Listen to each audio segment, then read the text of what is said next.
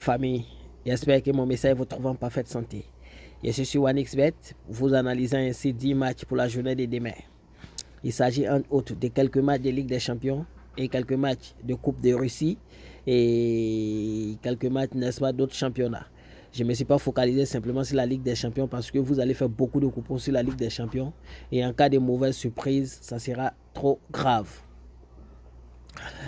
Alors, je suis OneXBet. Mon code promo pour vous inscrire, c'est Mimi02 si vous voulez utiliser ce bookmaker. Excusez-moi si je parle un peu dans mes narines. Je suis un peu trop grippé, mais c'est une obligation morale pour moi de faire cette vidéo. Le premier match sur lequel je voulais me prononcer, c'est bien sûr le match qui oppose Young Boy de la Suisse à Rosenball Sport Leipzig d'Allemagne. Ici, ce qu'il faudrait savoir, c'est que ces deux équipes sont super puissantes. Et depuis le mois de mai, l'équipe de Young Boys n'a pratiquement plus perdu de match dans son entre. De l'autre côté, on a une équipe de Leipzig qui est super en forme, super talentueuse et très expérimentée au niveau de l'Europe. De même, Young Boys est très expérimenté et a fait quelques années successives en Ligue des Champions. Cependant, ce match sera assez crucial et sera un peu très dur pour l'équipe de Young Boys, bien qu'il soit à domicile, parce que bien que les attaques soient super puissantes, la défense sera un peu lente par rapport à l'attaque de Leipzig. Tout le monde connaît l'attaque de Leipzig, c'est vraiment une attaque très robuste et très dangereuse. Dans ce match-là, en réalité, sans toutefois vous passer par mille chemins, ces deux équipes au niveau de l'état des formes ont le même niveau de forme. Cependant, le match va se jouer au niveau de l'effectif où Leipzig a un avantage conséquent sur le papier par rapport à Young Boys. Dans ce match, c'est une victoire de Leipzig. Cependant, comme Young Boys joue à domicile, on peut assister à une grosse surprise. D'où le choix de faire 1 ou 2. Je sais que le match ne se soldera pas par un match nul. Voilà, donc l'une des deux équipes gagnera ce match. Et dans ce match-là, il aura simplement un but pour l'équipe de Leipzig. Je pense à un 3-1 dans ce match, sans vous mentir, pour Leipzig. Feyenoord Celtic. Ici, je suis allé sur la base également de 1 ou 2 et équipe 1 marque 1 but. Parce que dans ce match, d'abord, ce qu'il faut savoir, c'est qu'il sera très peu probable qu'il ait un match nul. En 2008, les deux équipes se sont confrontées. C'est la seule confrontation et Celtic l'avait remporté 3-1. Les deux équipes ont déjà pris la Ligue des Champions et sont assez expérimentées au niveau de l'Europe. Celtic est une machine à but, Feyenoord une machine à but. Quand vous regardez les 4 derniers matchs de Feyenoord, c'est très impressionnant. Une équipe qui te sort 18 buts et 19 buts, pardonnez.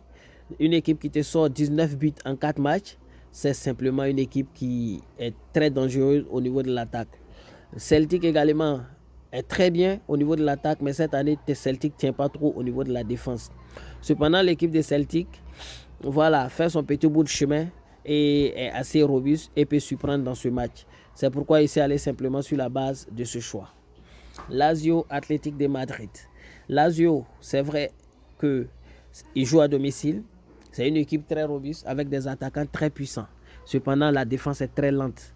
Et face au duo offensif Griezmann-Morata, deux attaquants très rapides, ça sera très difficile pour l'équipe de Lazio. C'est vrai que Atlético de Madrid nous a déçus la semaine, au milieu de la semaine, je vais dire le week-end, face à Valence, mais sachez que c'était un prélude, n'est-ce pas, de la Ligue des Champions. Voilà, ils ont joué avec beaucoup de réserves, voilà, pour espérer aller cette année loin en Ligue des Champions, parce qu'il y a quand même longtemps qu'on les renverse en Ligue des Champions. Je pense qu'ils ont accordé plus d'importance à ce match. Et dans ce match-là, Atlético va trouver le chemin des filets. C'est très évident parce que la défense de Lazio actuellement ne tient pas. En plus, l'équipe d'Atlético de Madrid, depuis 2023, n'a perdu que 3 matchs. Donc, c'est quand même très impressionnant. Et je pense que ce match-là, Atlético, bien qu'étant à l'extérieur, peut venir avec le match nul, mais marqué au moins une fois. Shakhtar Donetsk qui joue face à Porto. Ici, c'est un match assez intéressant. Le match sera beaucoup prolifique. Les gens auront peur de ce match. Les gens vont aller vers les matchs très faciles comme le match de City, de Feyenoord ou encore de Leipzig. Aller prendre 3 buts, pensant que ça va être les plus faciles, alors que là-bas, il peut y avoir une grosse surprise. Le match où moi je vois 3 buts passer facilement, c'est le match de Shakhtar Donetsk contre Porto. En effet, je vois une victoire de Porto, mais je sais que Porto ne pourra jamais gagner Shakhtar Donetsk à domicile sans encaisser. Cette année, ils ont une défense un peu passoire. Cependant, l'attaque reste super puissante. Et c'est vrai qu'ils ne se retrouvent pas en championnat, mais je vous informe que le championnat portugais est très dur. Le championnat portugais est très dur. Vous avez vu Boavista aujourd'hui qui est en train de malmener Chivres. Voilà, 4-0 déjà. Je l'avais dit hier. Et ici, dans ce match, j'ai essayé de minimiser. Voilà, parce qu'il peut y avoir aussi 1-1 si Shakhtar Donetsk décide de ne pas perdre à domicile et de jouer avec beaucoup d'intensité. Dans ce cas, on aurait un remboursement de 50% sur le coupon et on ne perdrait pas. Voilà, j'ai essayé de minimiser en allant sur un handicap, un total asiatique 2,25. Il y a Chirac qui joue contre Arafat Arménie. Ça, c'est au niveau, n'est-ce pas, d'Arménie. C'est un match assez intéressant, un match qui sera beaucoup joué sur un côté. L'équipe d'Arafat Arménie est très puissante et simplement est une machine à but. Voilà, c'est une équipe qui marque beaucoup et cette équipe-là, elle est très forte et cette année, elle se retrouve très bien. Vous allez voir ça, c'est vrai que les deux équipes, ils se sont confrontés plusieurs fois. Bon, notamment les deux dernières rencontres, vous constaterez que Arménie les avait tous remportés. L'histoire va se répéter. Je pense que demain, ils vont simplement gagner encore, étant donné qu'ils sont plus en forme actuellement que l'équipe de Chirac qui n'a plus gagné depuis 5 dernières sorties. Victoire d'Arménie. Et je vois le score partir à 3-0, 2-0. Il y a Augsburg 2 qui joue face à Bayreuth. Ça, c'est au niveau, n'est-ce pas, de l'Allemagne en Regional Bayern. C'est un match assez intéressant, très très intéressant d'ailleurs. Dans ce match, sans vous mentir, je vois les deux équipes trouver le chemin des filets, mais je pense que Augsburg 2 peut remporter le match face à cette équipe de Bayreuth. Voilà, ça va être assez intéressant d'ailleurs. J'ai pris au moins une équipe marque 2 fois, mais là, je reviens vous donner un total asiatique de 2 buts. Voilà, si au cas où une équipe ne marque pas 2 fois, que le match se solde par 1-1, au moins on a un remboursement de 50%. Parce que dire qu'une équipe marque 2 fois, ça veut dire qu'au moins dans le match là, il y a 2 buts. Donc je sais que dans le match, il y aura au moins 3 buts. Je donne la victoire à Augsburg 2. Je pense qu'ils vont marquer au moins 2 buts. Mais voilà, je vais essayer de minimiser comme ça. Après ce match, il y a le match de Krasnodar qui face à Dynamo Moscou. Ça, c'est un match où les deux équipes vont marquer et une équipe va gagner. C'est un VV8. Il n'y a pas grand chose à dire dessus. Des équipes assez expérimentées, des machines à but, des équipes qui marquent beaucoup, qui encaissent autant. L'équipe de Dynamo Moscou, super puissante depuis quelques années. Et Krasnodar aussi. Et il y a 2 ans ou 3 ans de cela, cette équipe-là est devenue super bien. Et quand vous regardez les dernières confrontations directes, laissez les 3 autres de 2022, prenez les accords de 2023, vous constaterez qu'en 2023, puisque les équipes, il y a beaucoup de dynamisme et de changements, vous constaterez qu'en 2023, toutes les 3 rencontres se sont soldées par pas moins de 4 buts. Voilà, les deux équipes marquent beaucoup et je pense que dans ce match-là, ça devrait, n'est-ce pas, se répéter. Et c'est pourquoi je suis allé sur la base du fait que dans ce match, il y aura un total asiatique minimum de 2,25. Paris Saint-Germain, Borussia Dortmund. Ici également, les deux équipes vont trouver le chemin des filets et je vois Paris remporter le match. J'avais déjà expliqué ça. J'ai travaillé aujourd'hui avec mon groupe Telegram. J'ai mis des sondages. Les gens ont fait voter et sur ces matchs-là, les confrontations. Et après, j'ai donné quelques explications. Donc rejoignez le groupe Telegram si vous voulez jouer non seulement les coupons, mais si vous voulez nous accompagner dans les prises de décision. Paris Saint-Germain va gagner ce match. Selon moi, j'ai fait toutes mes analyses, je trouve toujours victoire de Paris Saint-Germain et je ne vois pas d'obstacle à ce niveau. Dortmund, une équipe très puissante au niveau de l'attaque, mais la défense est très lente et très saoulée. Voilà, je vais dire ça comme ça.